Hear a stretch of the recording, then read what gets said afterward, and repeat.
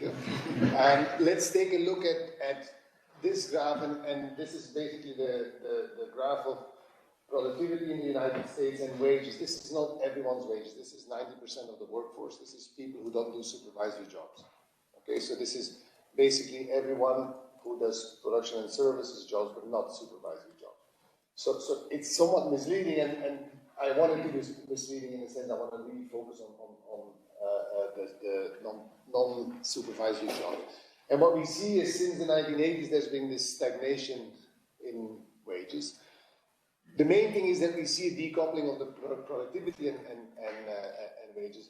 One of the reasons, and the next graph is not something I'm going to focus on in the presentation today, but I do want to include it. The next graph shows really what's going on in terms of the distribution across different levels of education. And we have data in CPS from 1963 onwards, and what we see is that until the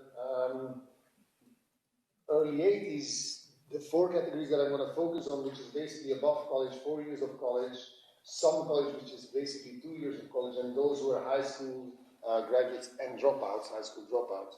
And what we see is basically that for the bottom three categories, you know, for all four categories, by the way, there's increasing dispersion in these average wages.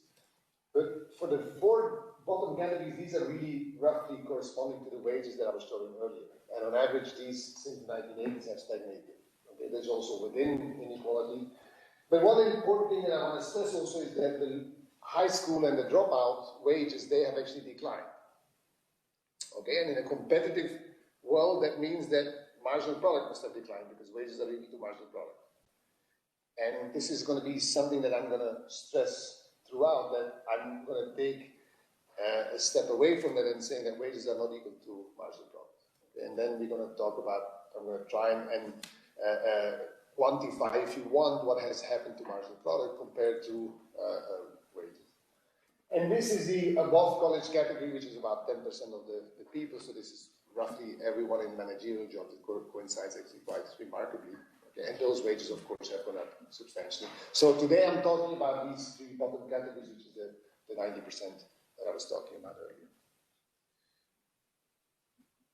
So I want to link it to market power. And I want to link it to the macroeconomic effects that it has on the labor market. We know, or I'm going to argue that it lowers wages in different ways, and it also generates a wage inequality that I showed you earlier. I'm going to focus really on the wage level. I'm going to ignore a lot of heterogeneity within the wage distribution. Okay, not because I want to do that, but just as much as I can handle here, basically in the modeling that I'm going to do. And I'm going to explore these two mechanisms, the horse race between two horses. One is the explanation that's monopsony, which is literally the direct effect that the firm has on its workers, okay, which is lowering the wage for that specific firm only. And then there's the output market effect, the monopoly effect, and this is really a general equilibrium effect. What happens is that as firms get more output market power, they increase the price, which lowers the quantity produced. As the quantity produced is lower, the demand for labor to produce it is lower, and this is having a depressing effect on wages. Okay. And this is an indirect effect because there's no direct relationship between one firm and the wages that it pays. It has a general equilibrium effect. What is the contribution of the paper? Basically, we propose a mechanism that can explain this decoupling of wages and productivity. But in this decoupling, we can now decompose what is the contribution of each of these channels. And then quantitatively, we really want to put numbers on how big each of these channels is going to be. And that's the main objective of what I'm going to do.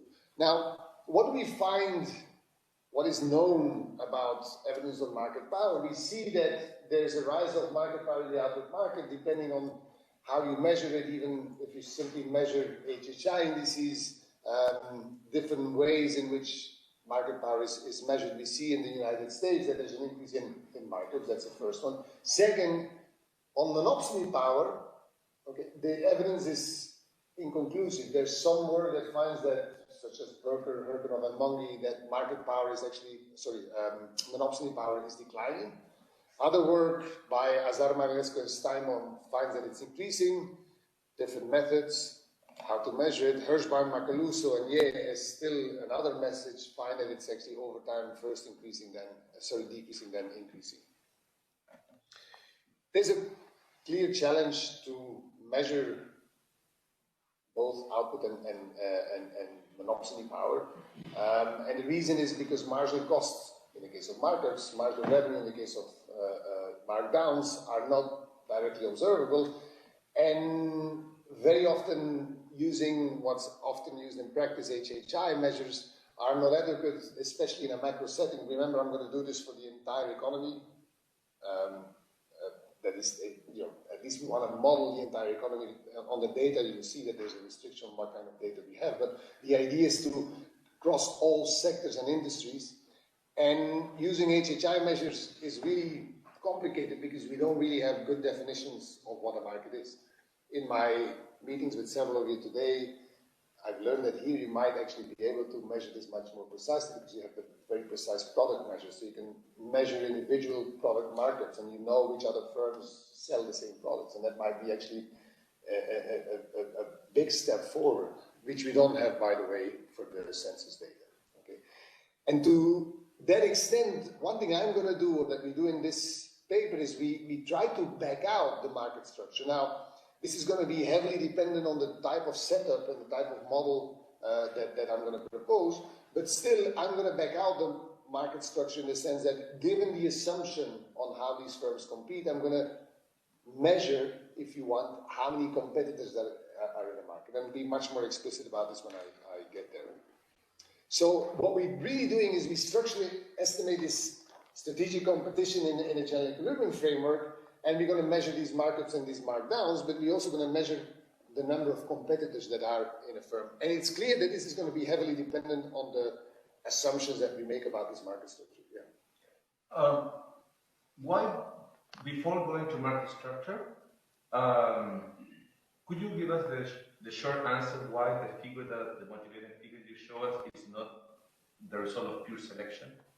I mean, for instance, here at the bank, the type of job descriptions supposedly is fixed for the last 50 years, but now most of the jobs are filled by people in college plus, and that's just pushing down the. You mean this figure or this figure? The one that this one. The second one.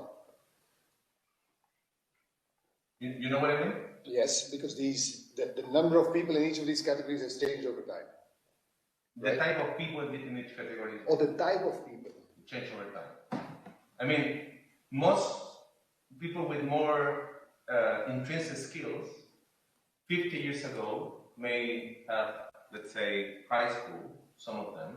Now, few of those people with intrinsically talented just get high school, now they have college or whatever. Right. That's a good point.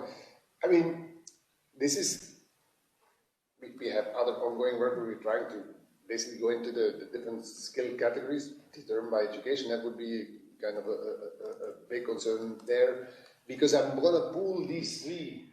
It's really, I mean, in the model there's just no skill difference. I'm going to pool everyone together. I don't think that's so much of an issue, and in fact we have 90% of the workforce there, because we don't make the distinction between the different categories. I was just putting this up that to show, the objective was to show that there are some groups in the kind of the skill distribution that have seen declining wage, which in a competitive world would imply declining marginal products. And I'm trying to question that. So I think it's a very good point what you raise, because we bundle everyone together, that distinction is not going to be important. It's important for the other work that we're doing, where we try to look at what happens to the skill premium for these different categories, because of course what we thought was a low-skilled worker, say 30 years ago, is different today. That would of course be a serious problem because it creates selection. But I don't think it's an issue for this work, because we're going to just treat all workers as identical. Okay, and another related question is that you make a distinction between managerial and non-managerial jobs. This is because of this, the source of this data. It's not very clear to me ex ante that a managerial job per se may be affected in different ways than, from market power than non-managerial jobs. So is there anything fundamental about that? Maybe it's a different market power that evolves differently through time, that's all. But, it's more like a superstar effect. Okay, so the thing I'm going to talk about actually in Católica on Friday is managers, or in general superstar. It could be a coder at Google, or it could be, you know, a football player at a football team, because they are occupying a scarce job, a scarce resource, and difficult substitutable. They are, you know, I can explain that paper, but basically they're going to grab some of the rents that they create. And that's why, you know, but a normal worker is just one more body because they don't create scale. Whereas a manager or a superstar coder creates scale because the line of code that changes the app for Uber is going to affect millions of users. And that has enormous scale effects. And given the scarcity of being that star coder means that you manage to extract some of these rents.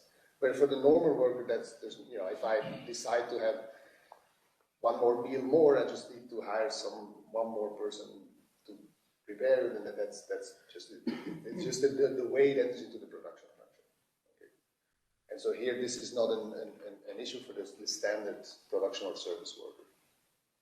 Let me tag along this question also on heterogeneity. So you were saying yesterday at lunch that this holds across sectors as well, right? So this is not just some sectors. You mean this? You mean the market power or the wages? Yes. Yeah. So it's not a story about some sectors becoming perhaps less productive. Of course, there's huge structural transformation of sectors, right? I mean, you know, we're going out of manufacturing into services. But by the way, it's actually even worse for services. So the composition would go the opposite direction.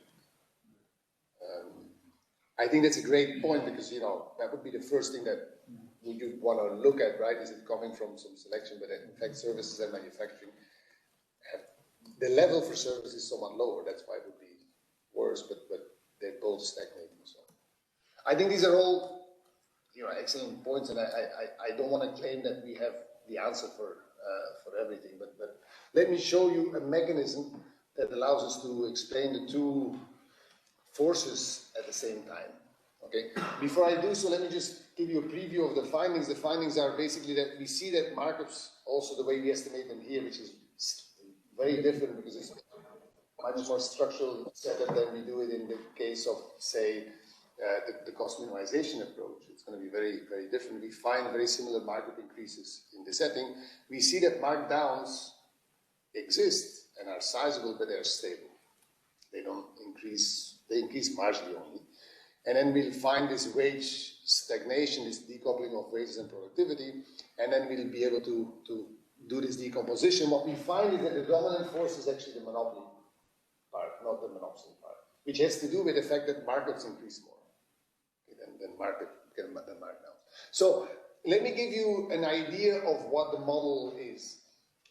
Let me interrupt you. Just a reminder for everyone who's connected remotely to the seminar, feel free to ask questions throughout the talk, and just unmute yourself and act as if we're a regular seminar for the pandemic.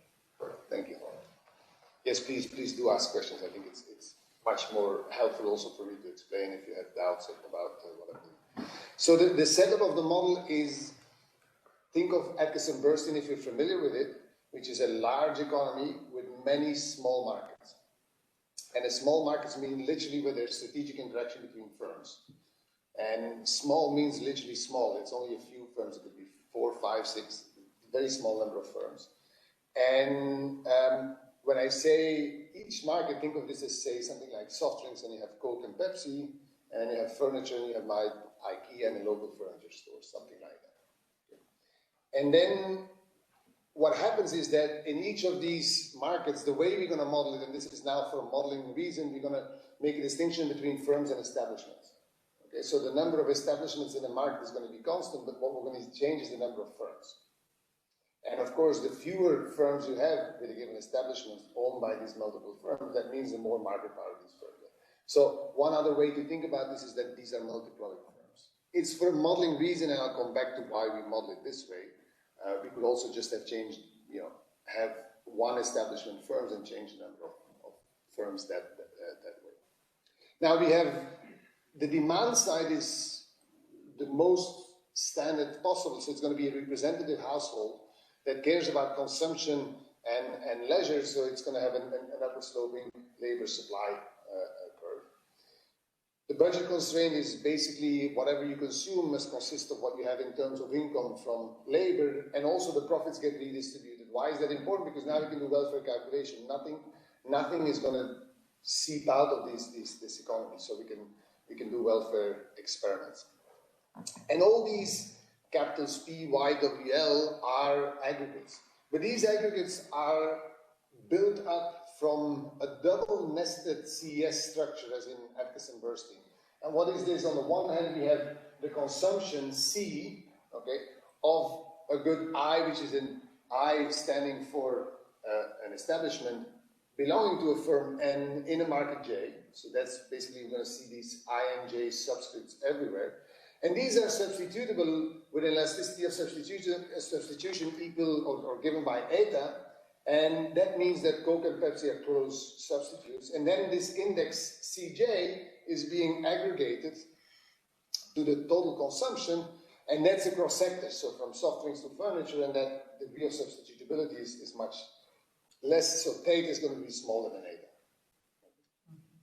Now we're going to add one thing to that, which is that on top of the imperfect competition in the output market, we're also going to have imperfect competition in the labor market. And we're going to copy exactly what Berger, Eeckhout, and Bunge do, and they say, well, just in the same way that consumption goods are imperfect substitutes, also labor are going to be imperfect substitutes. So the household basically owns a whole amount of workers that can provide different types of labor, and that labor is going to be associated to different establishments, and those establishments are going to be in different markets, and this is basically going to aggregate in a very similar way, and that's written at the bottom of the slide here, that L, I, and J, so the labor that you have to provide for producing Coca-Cola, is then going to be aggregated to a market-specific labor Lj with an elasticity of substitution. I'm going to call that eta hat. And then labor in soft drinks is then aggregated to the total amount of labor across different markets. And the elasticity of substitution is going to be theta hat. And again here, theta hat smaller than eta hat. There's one key assumption that I'm going to maintain here, which is the assumption that the market definition for the output good is exactly the same as the market definition for the labor, for the input good. And that is going to be right for some products, but it's going to be wrong for other products, right? So it's, local markets, for example, will probably have a similar definition, but if I can think of manufacturing, this is not going to be the case. The reason why we do this is because the only way we can solve this model. It's the only way we can have a model in which we have both market power in the output market and monopsony power in the labor market, and then we can actually solve that at the same time. And you see why when I'll show you the first order division. So, what is the technology? The technology is going to be the simplest possible because output is going to be linear in labor. A firm is going to be determined exactly by its TFP-A. And again, that's specific to market I and J. And so, what you do when you maximize profits is basically choose all these inputs of labor for all these different markets. Notice that given this linear production function, you choose also the output immediately. It's just one for one. Okay. But the important thing to keep in mind here is that because of the strategic interaction, your pricing is not going to be just a function of your own quantity that you produce. It's going to be a function of the quantity chosen by your competitor. And that's precisely going to be the strategic interaction between the firms that we have. And your cost is basically just the wage cost times the amount of labor. But because we have input market power too, there's going to be an interaction between the choice of labor that you choose for your own firm with the labor that your competitors choose. And that's now going to be strategic interaction in the output market and in the input market. Okay. We're going to solve for Cournot-Nash, we could do Bertrand-Nash, given that these are differentiated goods. There's a slight difference, it's not exactly the same, but methodologically the whole thing is virtually identical, and if you're familiar with solving these models in terms of the code, there's only one line of code difference, which is basically what determines the elasticity of substitution. Everything else is identical. So let's look at the solution. Let's start with a household consumption solution. Basically, when I maximize utility, choosing the consumption level of all these different goods that the household consumes, this nested CS, this double nested CS, together with the fact that this is parameterized by these two parameters, eta and theta, means that I can write the optimal consumption, the demand, if you want, with Ci and J, as this log linear relationship. Okay? That depends on the aggregates P and C, but most importantly, it depends on only two parameters, eta and theta. And that's going to be kind of the simplicity of this CS structure that's coming directly from Atkinson Burston. The nice thing is you have strategic interaction, but you have a very simple demand system that drives it. But now once you solve this on the output market, because the input market is nearly the mirror image, you get a very similar expression for the labor supply. And the labor supply equation is basically also a log linear equation in terms of, well, a function of these now two parameters, eta hat and theta hat. Now, what happens to prices? Prices can be expressed likewise in this CS structure, because that's the nice thing of this setup, that because the quantity choices and the labor supply choices are within that setting, the prices that result from that have a similar kind of format. So we can aggregate these prices in a very similar way. Okay, the prices for the output goods can be aggregated from the individual firm's price to the market price to the aggregate economy price, and the same thing we can do with the wages. Okay, the wage that one individual firm pays is aggregated to a market wage, is aggregated to an economy-wide wage. And I want to stress here, and this is kind of going to the discussion we had earlier, there's only one type of labor here. Okay. I have a question. So, of course, here you're abstracting from any type of market power from the side of workers. So, like, I know that this would complicate matters further, but in general, you're assuming that whatever you see on the markdown side is kind of like a composite of what happens to the market power of the firm in the input market and what happens to on the worker side, right? Are you thinking of maybe a union power that, exactly. contrasts? Yes. So in a sense, I think this is a great point. What I'm going to measure is what is the markdown is basically the net effect as a result of that. Okay. Because if there was union power, it would basically go in the opposite direction. I'm not sure whether, how to interpret that bias, but it would definitely give a bias on what I'm going to call the markdown delta. That's going to be somehow biased. I don't know exactly how it would go in the model, but definitely that's a good point. Okay. Thank you. It's not in the model here, so we don't have it. Yeah.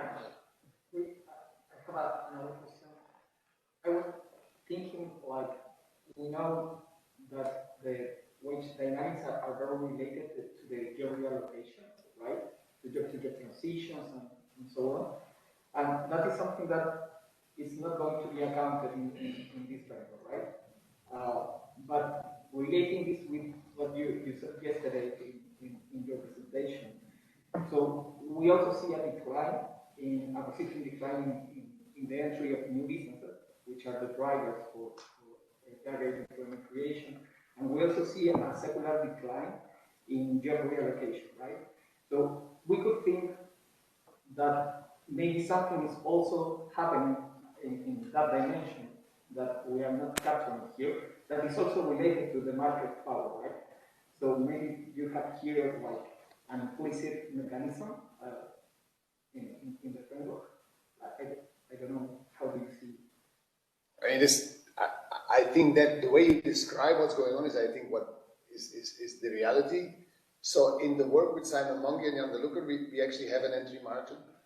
And in that entry margin, what happens is, this is modeled like in Barry's airline paper, like Electrica 92 or 93, where basically you have a number of potential entrants, there's a fixed cost, and then you draw productivity, you decide, depending on how productive you are, what you believe other firms will do in terms of entry and in terms of production, and given your fixed cost, whether or not to enter. Basically, whether you make positive or not profits. And so, in that work, what we find is that over time, the fixed cost is a way to measure how or why the number of competitors has gone down. Okay, because we measure that the fixed costs have gone up, and as a result of that, entry slows down. There's also issues about the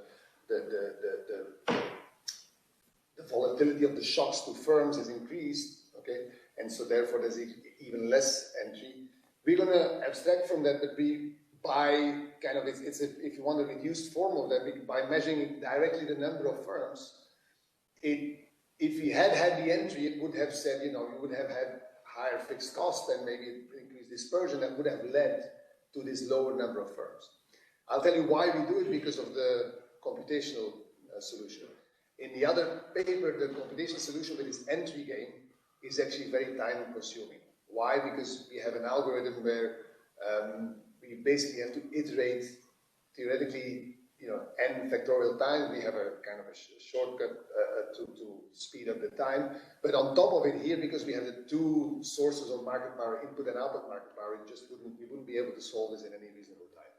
And so we've chosen to take that shortcut, banking a little bit on the results from that other work, that there is an entry process that can rationalize exactly this type of number of competitors that we will see decline in. I'm going to measure it, and so I interpret this as a reduced form of that more general process. But I think exactly that's the process that we're seeing. But the mechanism still would be a little different, right? Because here you are going to get like wage rigidity or declining wages. Relative to productivity, declining wages, yes. Here are the equilibrium effect, right? But in a framework with entry and a declining job reallocation, that effect would rise from like labor market friction, right? In the paper with Simon and Jan, we get exactly for the same reason, because there's no frictions. So it's for the same reasons as here. The only difference is that the number of firms, the way it's determined, is through an entry process, and here I'm going to just take that as a primitive. So, but the reason why it is the same. Just the mechanism here is kind of a black box version of that, I think, more realistic. You could add frictions to that, right?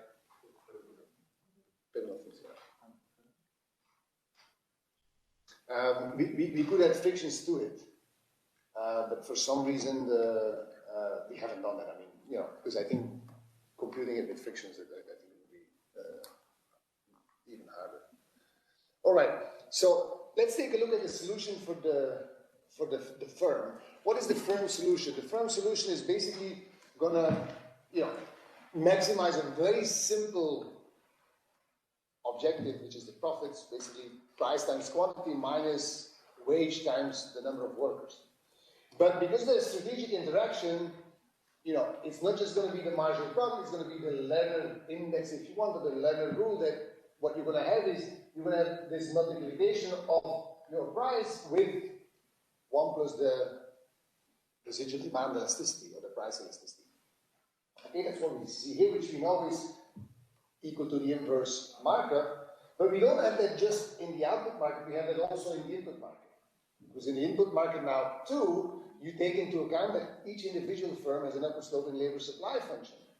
And I'm going to call delta the markdown, and this markdown is clearly going to depend on what this elasticity is. Now, what are these two elasticities, this price elasticity and this labor supply elasticity? Well, because of the Cournot setup, together with the CES, double-nested CES demand structure and labor supply structure, we can write a markup, which is price over marginal cost, which is 1 over 1 plus the price elasticity, as basically a linear combination of the two elasticities theta and eta, or 1 over theta and 1 over eta. How do you interpret it? If, and by the way, this S and J is the share of the firm in this market. So if Coca-Cola has a 99% share of the market, the only thing that matters for them is the theta, because this is 1 and this is 0. If Dr. Pepper is tiny in the market, they're going to have a share close to 0. The only thing that matters is the elasticity eta. What does it mean? Eta is highly substitutable. That means that you're going to have a residual demand that's fairly flat. If you're Coke, you have a residual demand that's fairly steep. Now, of course, the share S is going to be endogenous. It's going to be a function of your own DFP and the DFP of your competitors. I'm going to show you a slide where the expression is, but it's basically the share that's being determined exclusively from your productivity. Now, you can do the same thing with a markdown. And that's why, this solution really hinges on these markets being determined as the same, or the definition of a market being the same. Because now we can solve for this first order condition that includes both market power in the output market and market power in the labor market in one first order condition.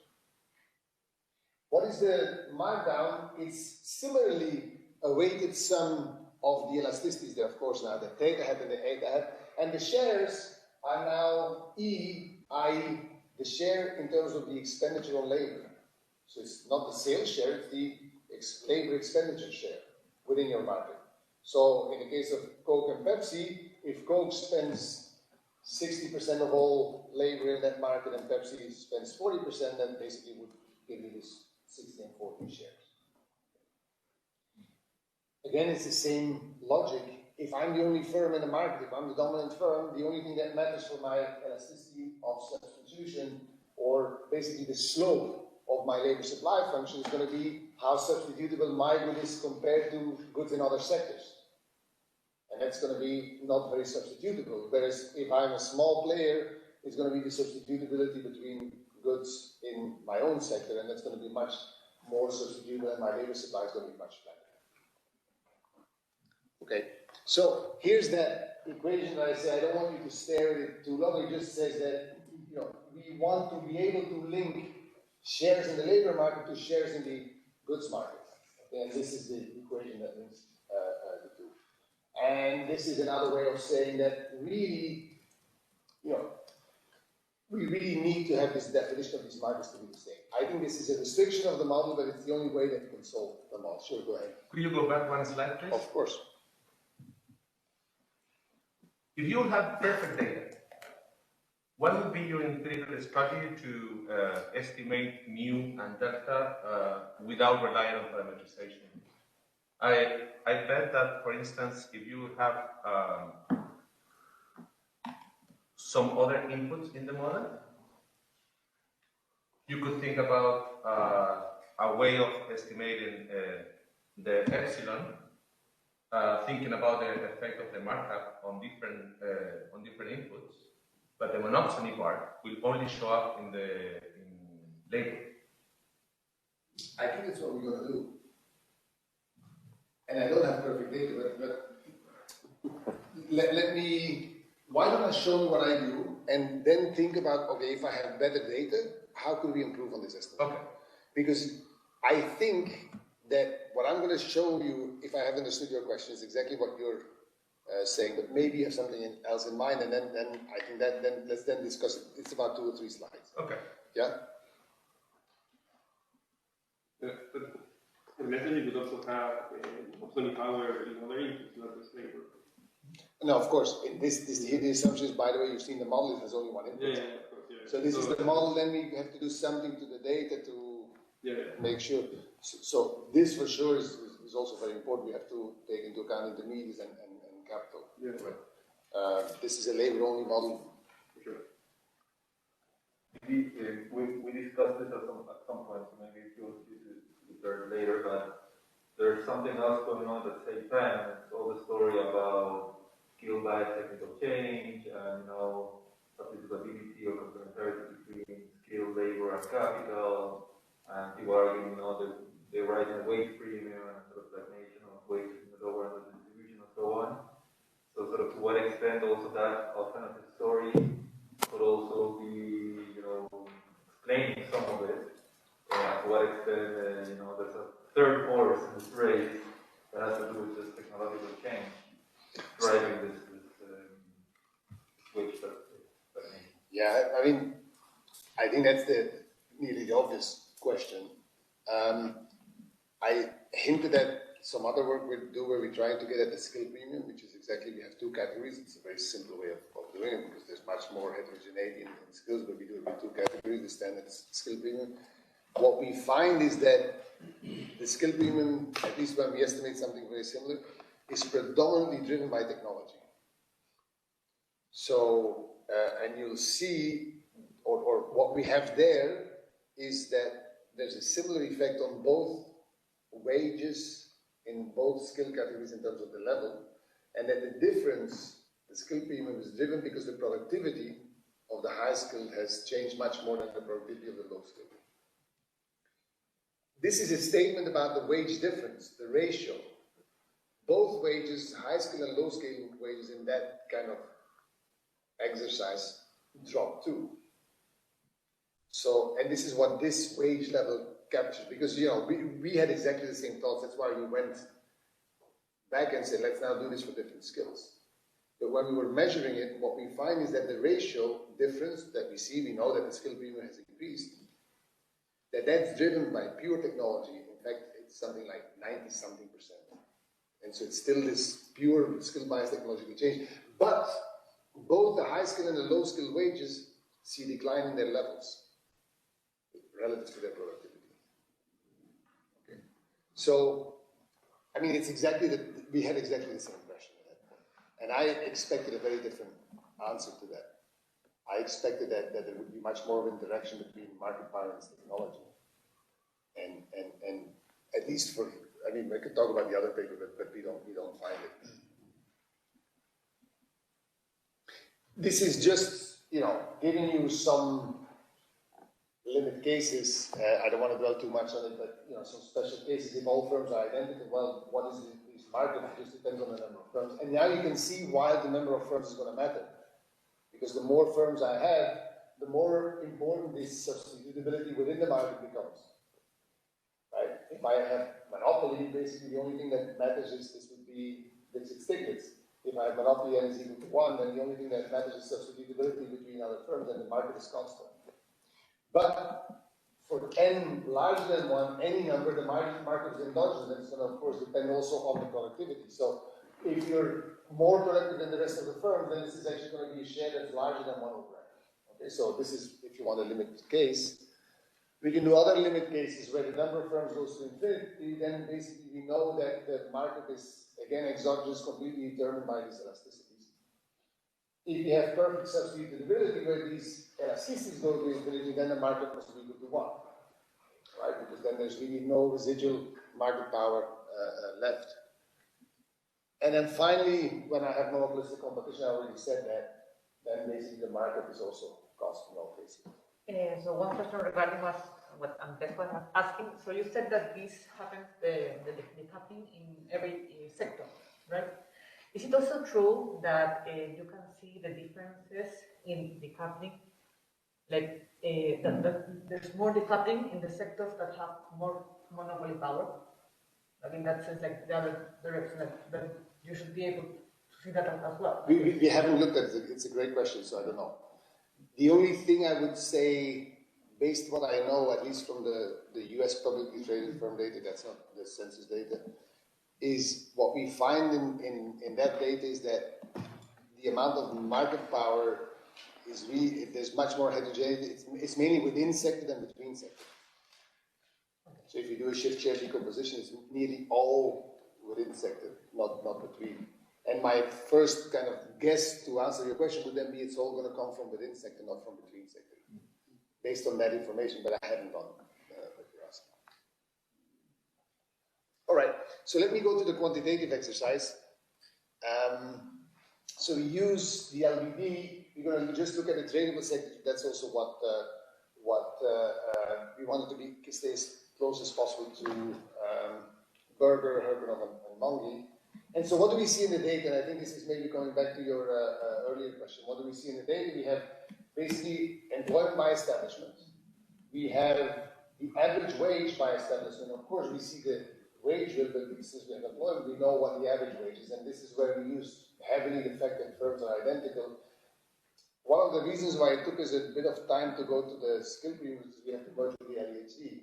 And the LEHD has data on education, but it's actually quite low quality data. So this is one of the interesting things about having the discussions here, that you have much better data to do these things than LEHD and LBD gives. So for now, there's just one wage, so we collapse all the heterogeneity within firm. Okay. We have data on revenue that's coming from LBD directly, so we know what the revenue of the firm is. And then we have some industry classifications like NAICS and SIC codes, which we're going to use. What we're going to do is we're going to basically, in terms of the estimation, we're going to estimate the labor supply function. These two parameters, A head and beta head. And what we're going to use for that is the wage, individual firm level wage, and the individual firm level employment. And why is that? Because the preferences give us a prediction of what the labor supply looks like.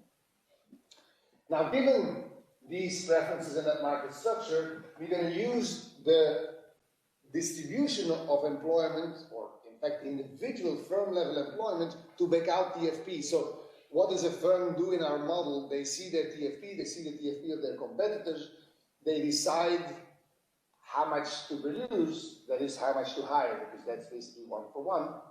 And as that happens, you know, there's complete information, everyone does what they know, this happens economy-wide, and this determines equilibrium. We're going to basically do the reverse. We know, or we assume, that they've maximized their consumption choices in that way, and so since we see how much employment they have, we back out what their TFP must have been. Okay, so it's basically the inverse solution to that first-order condition, or system of first-order conditions. And this gives us the technology distribution for each firm. We're going to, for each establishment, we're going to know the TFP for each establishment. Okay, and given we have the TFP, we will know what the markups are and the markdowns. And that's basically the exercise. And then the last step is we're going to back out what must have been the number of firms in a market that matches the distribution of revenues, because we know there's a monotonic relationship between revenue and the number of firms. The lower the number of firms is the higher the revenue, given a productivity distribution.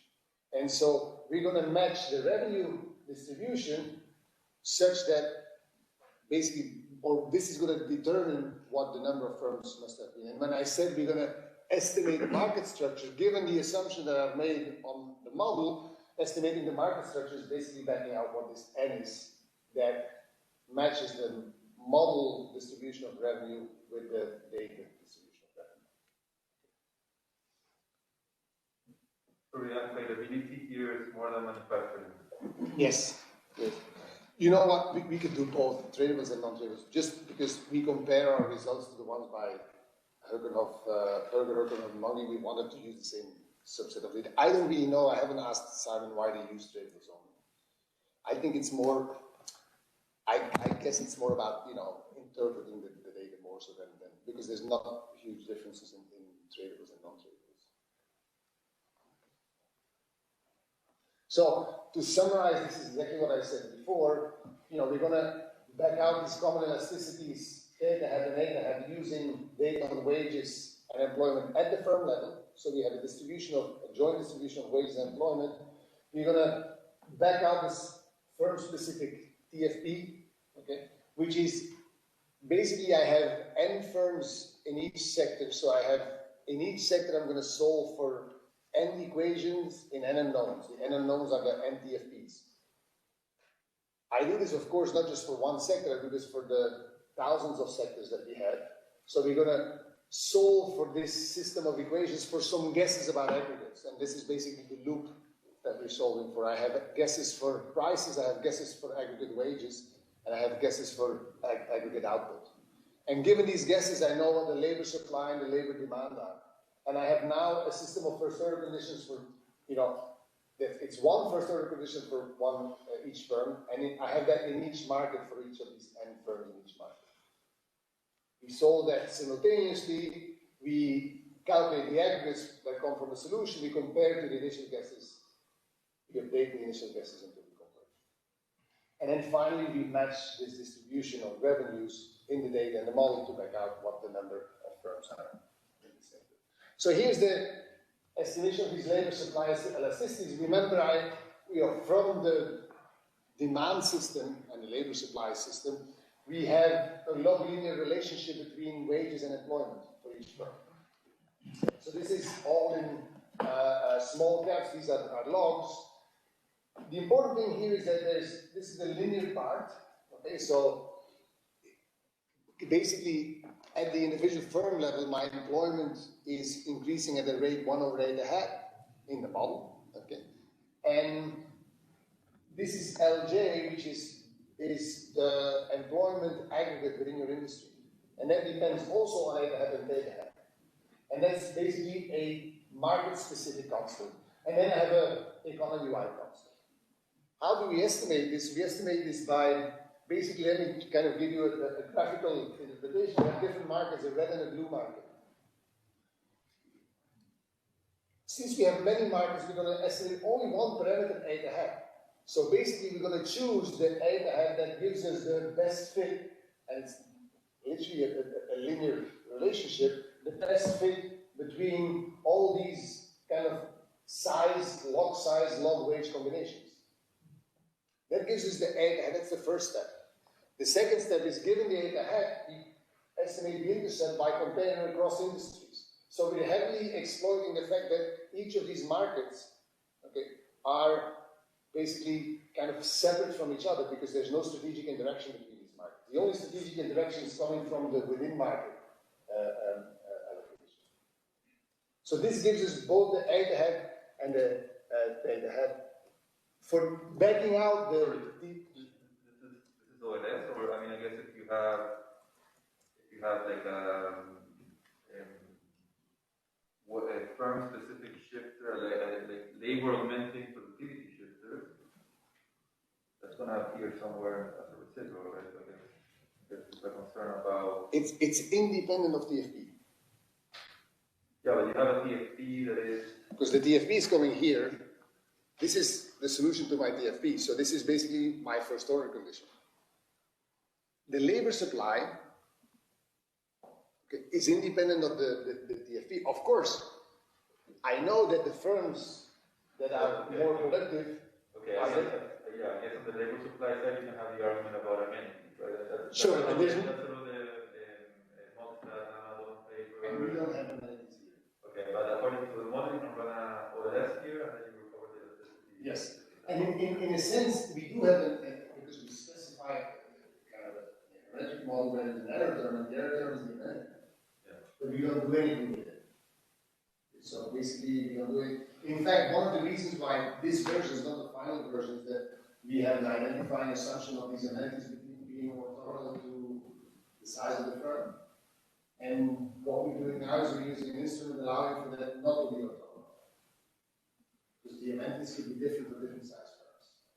And so we use basically taxation across states as an instrument to allow for the endogeneity of these amenities.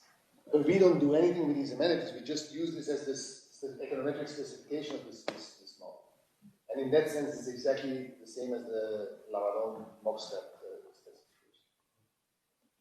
And I guess from here you identify the labor supply by comparing relative wages among firms or sectors with relative labor. But if all firms across the economy lower wages and the relative wages remain the same, it still necessary that we see less labor participation than if it gets all economy. If there's no change in the relative wages among firms, but all firms lower shift their wages. That would also mean that. Well, what we would see is we would see that the intercept would be lower, right? If there was a common change, which, by the way I'm going to use this, I'm going to estimate this each year. There's no dynamics in my model. So each year I'm going to estimate newly, these elasticities. Okay. Well, when it was an aggregate shift, you expect that after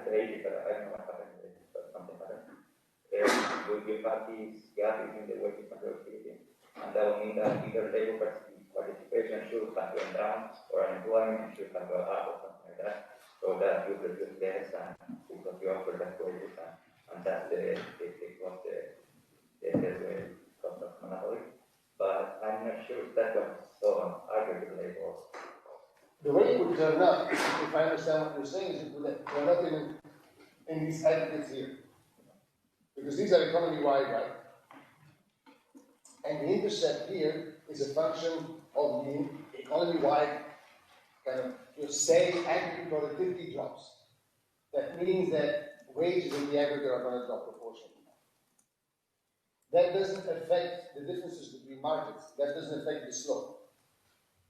I mean, that doesn't mean that you can choose where to assign your fixed amount of labor among things that pay differently. And that's one thing.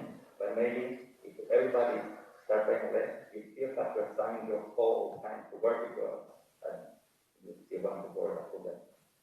But that's one thing that it's not necessarily the same labor supply across firms that pay differently, that the labor supply across the whole economy that start paying less. I think if I understand what you're saying, I think that's. Oops, this went too fast. In the setup of the model, remember, this is this aggregate labor supply elasticity. Okay, so there's basically an aggregate labor supply elasticity, which is, if you want, the extensive margin. Okay, and then at each firm level, there's an intensive margin. Okay. And so what we're measuring with these eta heads and theta heads from the estimators is this intensive margin, but then in the aggregate, there's also this aggregate labor supply.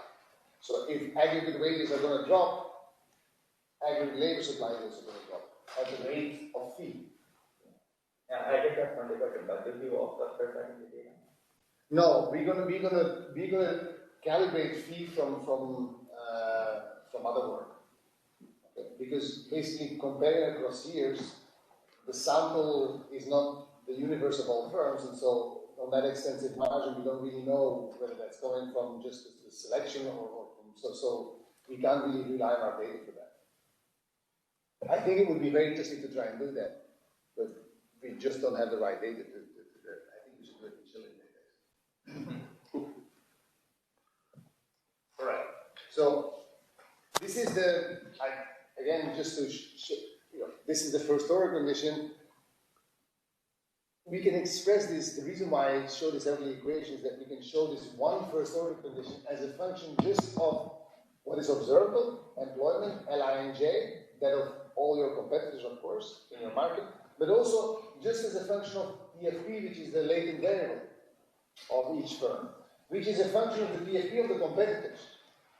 And so if I'm going to solve these n equations in n unknowns, and that's really the middle part of our algorithm, okay, solving this system of n equations in n unknowns for many, many different markets, for thousands of markets, simultaneously, okay, for a set of initial guesses for the aggregates, and that's how we iterate. And do we know that this is, I mean, that it has uniqueness or anything, or? The only thing we know is that Cournot under the assumptions of strategic substitutes gives you a unique solution. That's the only thing we know.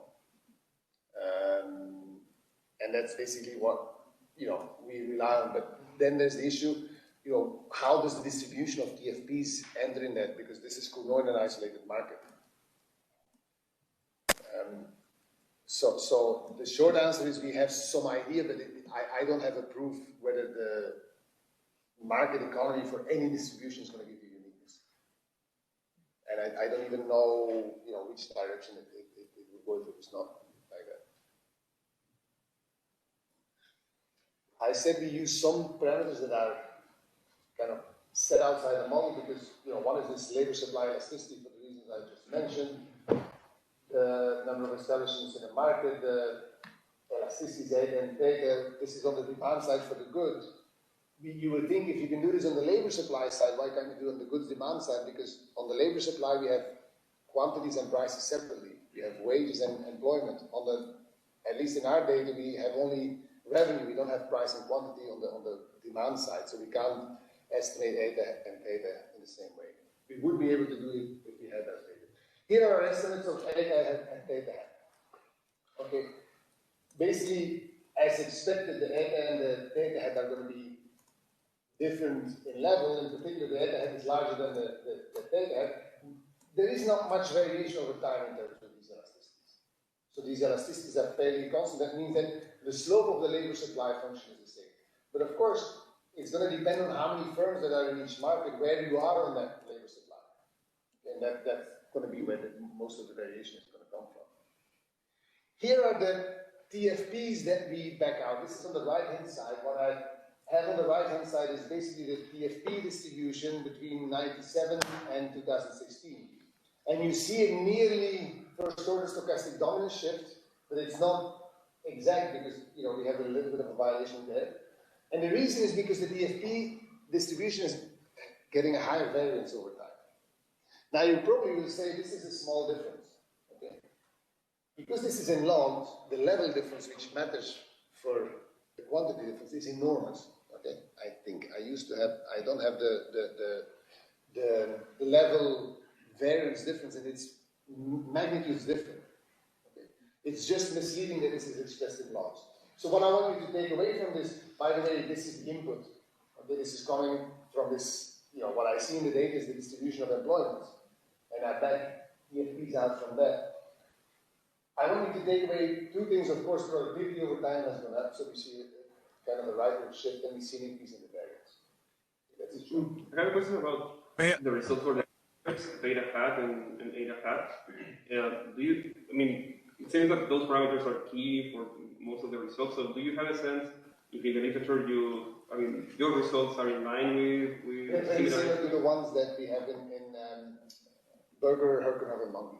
Okay, so they are similar. They're smaller in the house, but they're in the ballpark. Okay.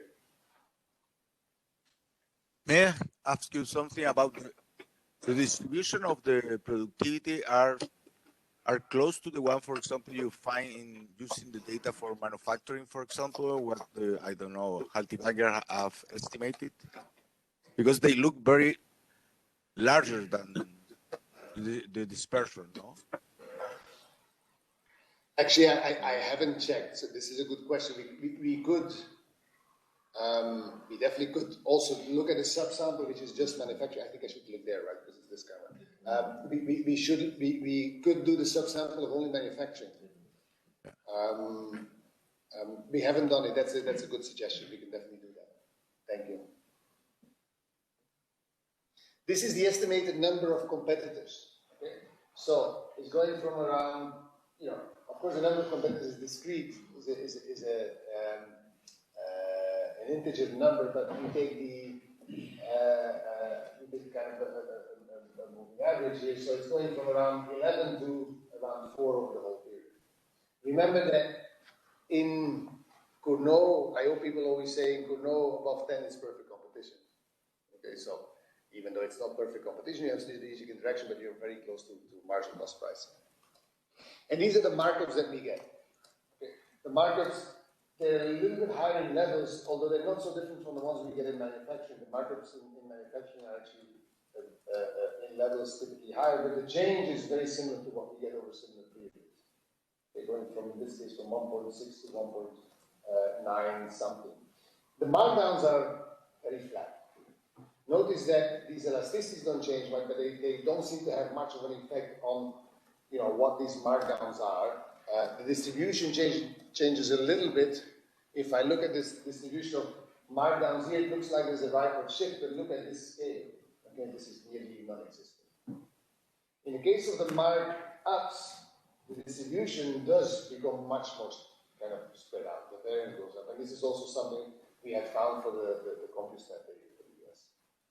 This is giving us a very similar distribution for both cases.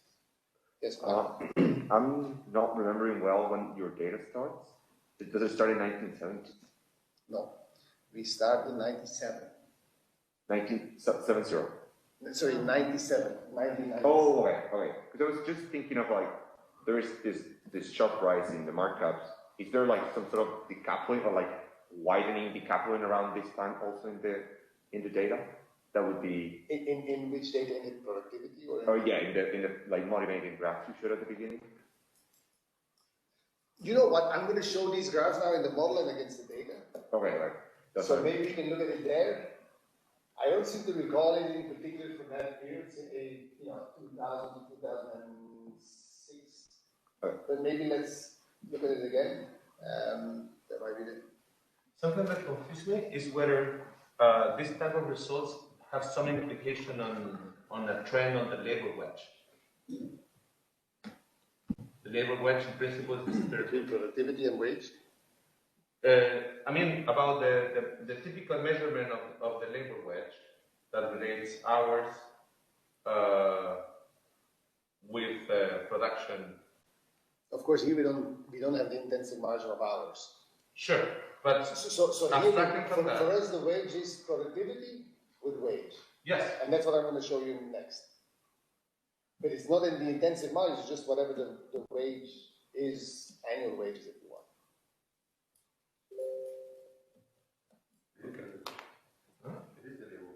It is the labor wage. I guess what you're saying is that there's an intensive margin that contributes to the labor wage. Yeah, in our model there's no intensive margin. This is just the same thing, the distribution. I'm running a little bit short on time, so what I'm going to do is I'm just going to speed up a little bit and let's open the discussion. This is, Marco, maybe this is what I was trying to say. On the left-hand side is just different data. This is CPS and NEPA. GDP is NEPA, GDP per worker. The wages are CPS. I just chose completely different data. This is the right-hand side is from the model. Okay. And we see a very similar evolution. It's not exactly the same, but it's also not a surprise that we get, we don't get exactly the same because it's different data. Also, this is only tradables. It's not the entire economy. Michael, maybe you see, I think what you probably wanted to say is that you see more of an increase and therefore also an increasing gap. Yeah, and it's coming directly from what we've estimated as the market. Right? So I think kind of that's where this wedge, and I think this is the wedge, the labor wedge in this model that extracts from the intensive margin that you're taking. All right. Let me say something about, can we say something more about this decoupling? This is the first order condition at the firm level. Okay? So therefore I can write the wage as a function of revenue per worker, inverse markup, inverse markdown. That's just rewriting the first order condition at the firm level. Then we aggregate. We have to be very careful how we aggregate. Okay? Not just put in averages. So what I'm going to do is I'm going to aggregate and I'm going to have kind of one term that's what I'm going to call the residual, which I don't know what it is. That's all the rest. So I'm going to express everything in terms of average, and then whatever is going to come from heterogeneity is going to be in this formula. Okay. Why do I do it? Because I want to see how important is this over there. How much do I get due to heterogeneity? So I'm going to have GDP per worker, which corresponds to revenue per worker in the firm. I'm going to have the inverse average markup. I'm ignoring the distribution there. I'm going to have the inverse average markdown. I'm ignoring the distribution there, and then whatever is left over is going to be in the omega. So that's the exercise. Let's do this here. What we see is this omega term is somewhat positive, but isn't that big. Not surprisingly, of course, this is wage and GDP, what we saw earlier. It's all mainly driven from markups, not so much from markdowns. Okay. Not surprisingly, because my average markdown was flat the way I obtained it. And this is basically already giving us a hint what's going on here. Okay, where is this coming from? I think it's interesting to see that this residual, I thought that this would play a bigger role. And it doesn't. I don't know really why, because it's like a kitchen sink, it's all the rest that's in there. I have a prior that just aggregating versus taking averages should give us a difference, but I don't know what that residual should be. Let me do the last thing and let's kind of compare this to the planner's problem. And the planner's problem basically is, what I really, here's how I want to get the decomposition. What would a planner do? And then I'm going to have a sophisticated planner who can shut down output market power but keep input market power. And that sophisticated planner can also shut down input market power and keep output market, and then do both. Okay. So what would a planner do? Of course, there's no prices here, there's no wages and prices. Just wants to assign allocations, labor and consumption in such a way that you get the highest utility. So that's the solution to this problem. And if I compare the planner's problem, you say, why do you write this in this very ugly way? Because for the planner, there's no prices. But I know that this is equal to the price if there was a price, given the equilibrium demand. So I'm saying, you know, for a storage condition at the firm level, in equilibrium with output market power and input market power with a mu and a delta at each firm level, has to satisfy this condition. Okay. For the planner, by the way, star means equilibrium, O means optimal for the planner. The first is when it's optimal in the output market power and it's optimal in the input market power. Okay. So what would the planner do? The planner would set markups equal to 1 and markdowns equal to 1. That's really the first best solution. If the planner can assign goods and labor in an optimal way, that would be what the planner solves. Then you can solve this on the computer. This is basically a variation of our solution method. We just fix these markups and these markdowns to set equal to 1.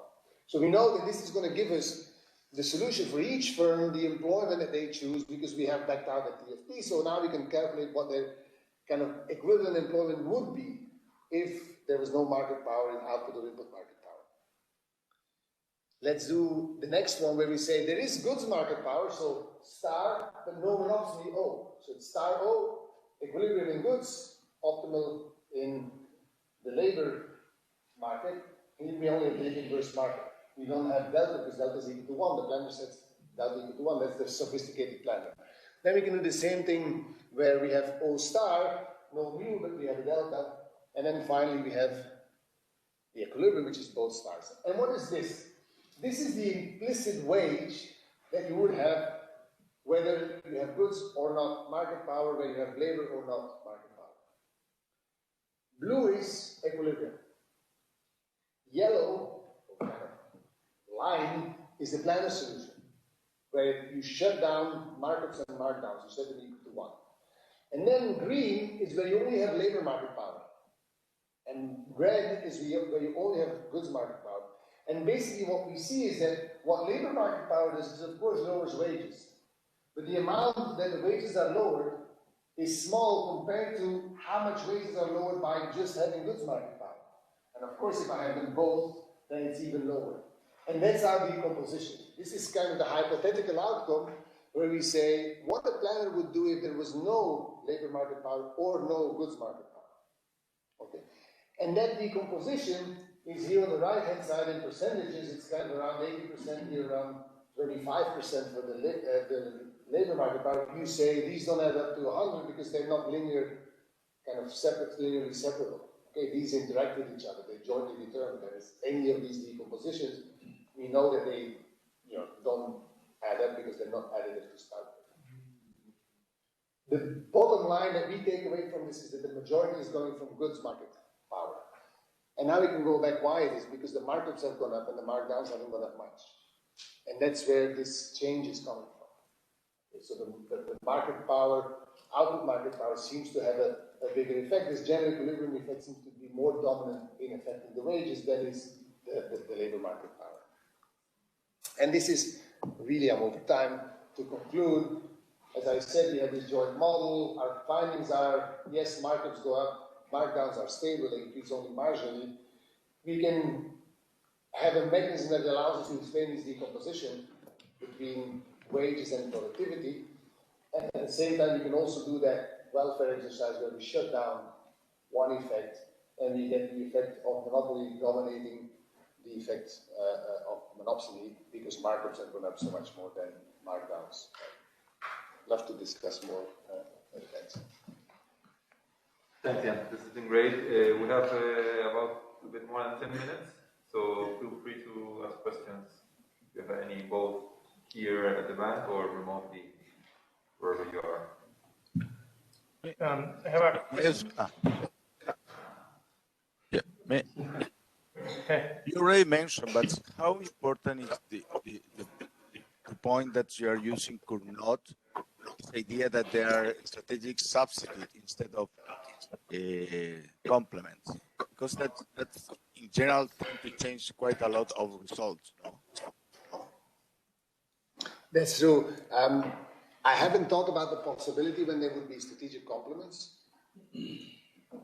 Let me kind of punt a little bit on this and say, I think that the degree of substitutability depends on theta hat and eta hat. So correct me on this if I'm not right on this, but basically that's what we estimate. The only problem I think we would see is with strategic complements when we might have multiple equilibria, going back to Fede's question from earlier, and that would be a problem for the estimation, if you would have multiple equilibria. But I think if I'm going to check this because I don't want to kind of preach something that I'm not 100% sure, but I think that the degree of substitutability is going to depend on the eta hat and theta hat. Which we estimate. But of course, if there are multiple equilibria, then the estimation is going to be problematic.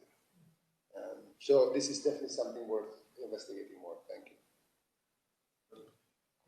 Yeah, so I was wondering how the sort of the level of markups you obtain here compares to the markups obtained by other methods like cosmization, like typical.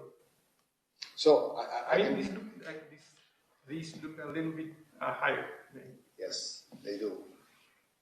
So the ones we obtain with the Luker and Unger, right. we start, well, in 97 it's probably around 1.4, and we got to 1.6, no, 1.3 to 1.6, something like that. So there's probably about 2-3 points higher. However, we've done it also for manufacturing. And in manufacturing there, and this was on census data, by the way, so the first one I just quoted was on the CompuStat data on publicly traded firms. In manufacturing, the level was higher, actually comparable to this. So I don't know how much of this is driven maybe by the different estimation method or by the fact that CompuStat is different from manufacturing, and these data are still different from that. This data set is closer to manufacturing, of course, because it has all of manufacturing in it and more. So it could also be the estimation method, of course. But I see this probably going to be a bit of both potentially, but at least what I know from the manufacturing estimate, that it's actually very close. I think it's 1.6 to 1.95 or something like that in manufacturing. But, it's an open question. So I have a couple of comments regarding two things that you abstract from in the model, and also you didn't talk much in the data. You're being generous because I abstract from many more than two. Maybe let's see if these two are relevant in the big picture. So one is capital. You totally abstract from capital, and this is important because we're speaking about wages. There's clearly a complementarity between labor and capital. So what's the story there? You abstract, obviously for tractability reasons, but is there a more fundamental reason? Is it, if we were to compute the return on capital, would it be flat as wages is? I don't think so, right? I think the return on capital has also kind of relatively declined, right? So. The return on safe assets, but not on capital. St. Jude's Fed has done a really good job in computing that from NIVA data. So what's the story there? So let me tell you what we do. So first of all, the short answer in terms of what the role of capital is I don't know. What we do, just like in the paper with the Luker and Mungi on with the entry, where we also adjust the data, we start from a model in which firms make a choice of both capital and labor, and basically we adjust the data for that endogenous choice. Okay. But we don't use observables, we use a common elasticity between capital and labor. And that elasticity basically, we take the revenue and we calculate from revenue value added with a common elasticity. The alternative, if we have good data, would be to use individual firm level data, because then we would have actually a much more precise estimate of value added. Okay. By the way, not just capital, but also intermediate inputs. Sure. So what we do here in the work with Simon, and in fact in other work that I've done, is always, in the absence of good data on these intermediates and capital, use a common elasticity to basically go from revenue to value added. Okay. I think there is definitely more to be done there if we had data on capital and see what's going on there. Let me try and guess here. I know from the results from Barkai that not only the labor share has declined, but also the capital share. Because they're complements, as you mentioned, so capital and labor are complements. If profits go up, it must come from somewhere. It comes from labor in part, but also comes from capital. But it could also be linked to these stories that functional automation, right? Yeah. Where you get changing elasticity. Yeah, exactly. I mean, this is definitely an open question, an open possibility. What we find with the Looker and Unger, we estimate these production functions. We don't see any substantive change in these elasticity over time. So the labor elasticity doesn't change. If anything, we see that the sum of labor and capital is increasing in the sense that there's more increasing returns. Okay, to get what Restrepo and Acemoglu get, we would have to get a really big decline in the elasticity, because that would only be consistent with what we now measure as a market must come from the elasticity. So that's going to have to be a substantial decline. We don't see that. And then it may be a problem with the method that we use to estimate this production function. But I think what we do there is we also calculate, for example, just capital and labor shares at a firm level, aggregate them, which is basically assuming a Cobb-Douglas production function with constant returns to scale. That aggregate, because that gives us a distribution, take an average of that, a weighted average. That aggregate doesn't change either. Now it's nearly an independent approach, because in Restrepo and Acemoglu, that should show a decline. We don't see it there either. So, we have different ways of estimating the production function, and we don't find in any of these ways we also have quite a bit of dispersion across sectors, if I recall correctly, whereas your story is across sectors. Yes. Yes. And then let me take a shot at the other thing, the other possible important driving force. Policy or regulation. I was anticipating a big shifting towards the early 80s, where there was this big regulation push. But your data doesn't start there. And it actually shows that the big increase in the market, you have it there, is in the early 2000s. That coincides with a big drop in N, right? The number of firms. So do you assign at least a small role to policy-driven outcomes here, or? Here, policy is going to be absorbed in N. And if you want to think of N being driven by technology, then it's going to come from an entry game with fixed cost increase like intangibles. But N here could also be policy, because we have, Reagan and Thatcher who say we shouldn't enforce mergers and acquisitions in terms of antitrust. That would give you exactly the same results for different reasons. And that's why I was answering earlier, it's a bit of a black box or a reduced form that we have. Here we don't take any stance on what it's coming from. In the other paper, we allow them both, because in the other paper we can, have potential entrants, which could be a measure of, I don't know, whether it's kind of that closely related, but it could be a measure of policy, whereas the fixed cost and the productivity shocks could be more a measure of technology, and we can distinguish them. There, we find that it's predominantly the technology part, but both are present. It's not the case that, but we find that the dominant force is technology. I think, and this is something that also Haltiwanger says all the time, he says, when we see these long-term trends, different decades or different years even are different things going on at the same time. So, technological change in the 80s is not technological change in 2020. If it's AI now, it was probably personal computers then. And, Borg doctrine and Reagan and Thatcher in the US and the UK was probably an issue in the 80s. It probably wasn't the same issue in 2020. And I think, of course, when we do these models, we can't have that much institutional subtlety. But there's a lot of things that probably were more important at some point and less important in others. And I think they're both there. That's for sure. Sure. I was just thinking about the social problem setup that you were solving, and also the fact of the data that you use. Given that it's tradable data, the problem that you solve is not necessarily going to be like consumption equal to output, and also if you're considering tradables from the perspective of the social planner, at least on the product side, the markups are not going to be equal to 1. So I wonder how putting all those things together may affect the social planner problem.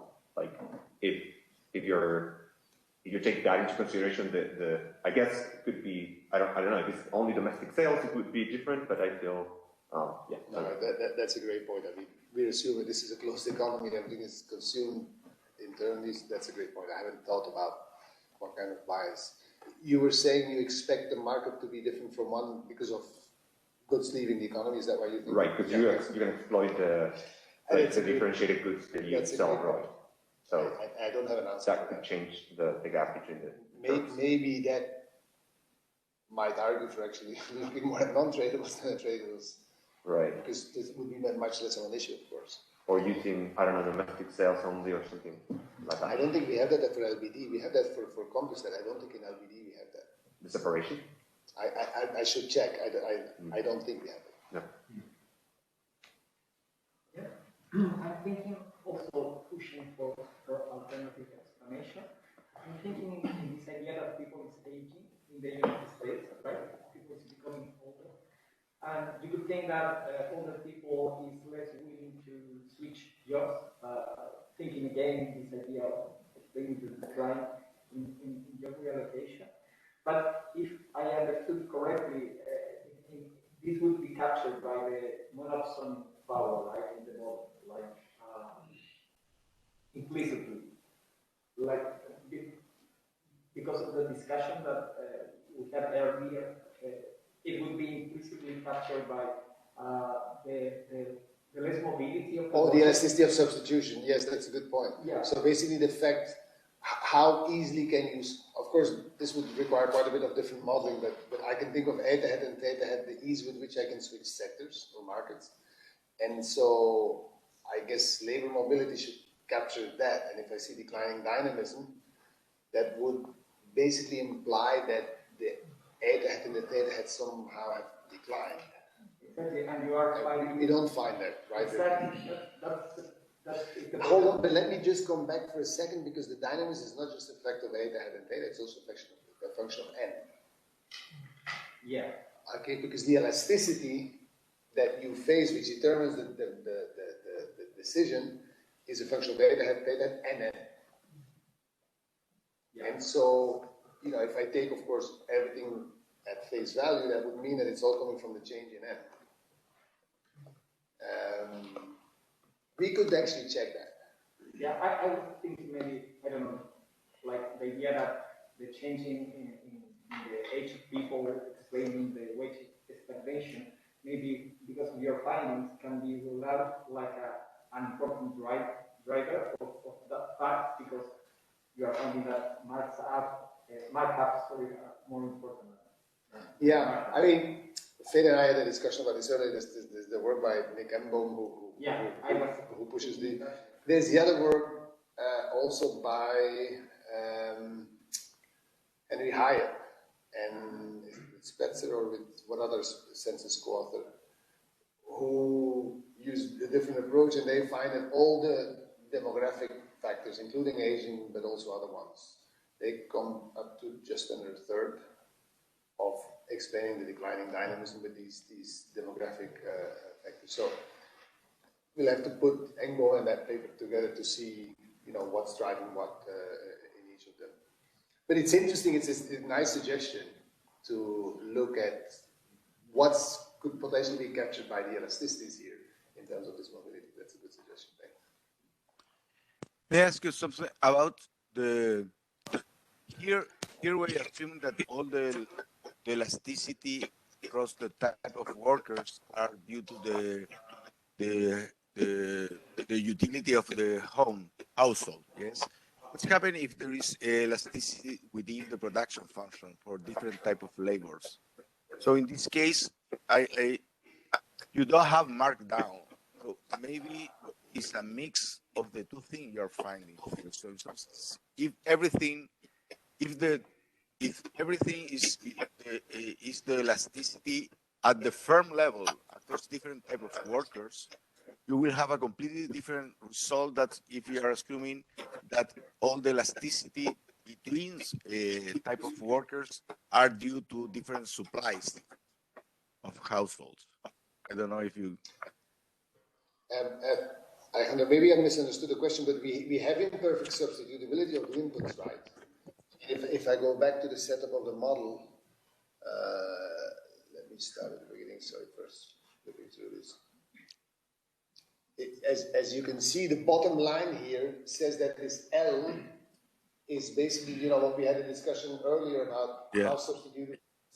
There is imperfect, this is if you want, this is somehow adding or aggregating. It's true, it's not directly in the production function, because the production function is just A times L, I and J, so at the firm level.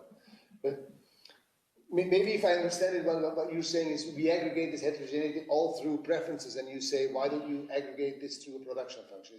Yeah, because in some sense, if you put at the production function, you don't have markups. Yeah. Because you are yourself. Totally. So basically, I mean, of course, if you want to have markdowns, we have to have it through the labor supply, right? But my point, in reality, there could be a mix. Right. Or how important is one size or the other. Let's have a CS structure on top of that in terms of production, which could be an alternative. You know, what's I'm blanking on his name now. Who had the first model like that? But it's basically Atkinson Bernstein, but instead of preferences, you have it on production. Yeah. Then I guess if we have the right data on differentiated inputs in production, I guess we could say what we now measure as markdowns is partly due to this imperfect substitutability in production. That's a good point. Of course, D is not going to allow us to do that because we don't have the data to do that. But it would be interesting to try and find data to see. The only thing I can say is that most people who see our results say you don't have enough markdowns, and we would have been even less. Yeah. Right? So most people tell us that you don't see action on markdowns and it's not high enough. But it's what our data and our model give us. But adding kind of this substitutability would even lower it further. Yeah, that's my point. But a great suggestion, anyways.